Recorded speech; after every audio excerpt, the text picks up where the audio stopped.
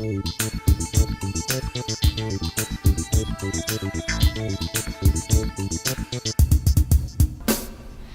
Matt here, bringing you a tech tip from Uniweld Products.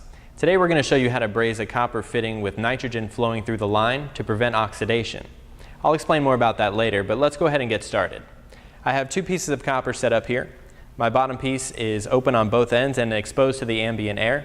And my top piece of copper on one end has a brazed access fitting, on the other end is open. Attached to my access fitting I have my nitrogen tank. Now we're going to braze two copper fittings together, one on the bottom line and one on the top line with the nitrogen flowing through it, and we'll take a look at the difference. First we will open up the nitrogen tank, and using Uniweld's RHP 400 nitrogen regulator, I'm going to dial in the delivery pressure to 40 psi. Now when I'm brazing, I only want the nitrogen to flow at 3 CFH. That's cubic feet per hour. If there's too much flow, the nitrogen will push back, causing pinholes and won't allow the joint to seal properly.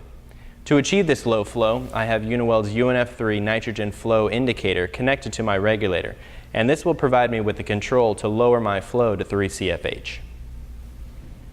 When I open the valve of the UNF3, you see a float ball in the flow indicator tube.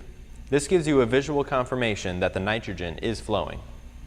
If the float ball does not rise, this indicates that there is static pressure and no flow. The system must be open for the nitrogen to flow through the copper lines and escape, so the valve cores must be removed from both the high and low side access fittings. Once I have purged the lines of any air, I will dial back the flow of nitrogen to 3 CFH.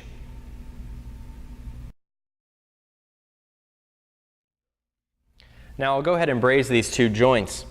I'm using Uniweld's oxyacetylene outfit and our MTF-5 Cap'n Hook Tip. This is a 5-flame tip that directs all the heat onto the copper and provides 100% wraparound on the tubing.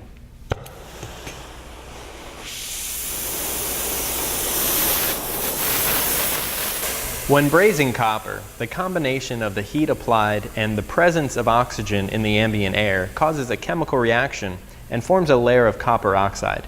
This is the black, flaky scale that you see on the outside of the copper tube. And this copper oxide will also form inside the tube and can cause many complications such as clogging the TXV valve. The flowing nitrogen displaces all the oxygen that was inside the copper line, preventing oxidation and the resulting scale. So the inside of the tubing will remain perfectly clean.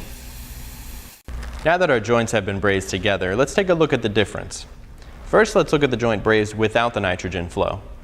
I'm just going to take a wet rag and clean up the outside of the tubing. And as I tap on this white piece of paper, you can see all the scale that falls out of the tube. Now I'm just going to snip the tube open so we can see the inside, and you can see all the residue that's still stuck on the copper. Now let's look at the fitting brazed with the nitrogen flow. I'm going to clean up the outside of the tube again, and as I tap on the paper, you can see that nothing falls out because there was no oxygen present for the copper oxide to form. And I'll snip this one open now, and you can see the copper looks like brand new.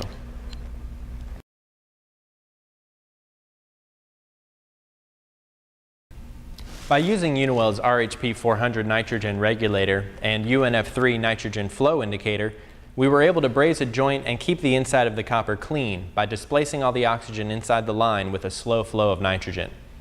You can find more information on our website at uniweld.com, and be on the lookout for more tech tips coming soon.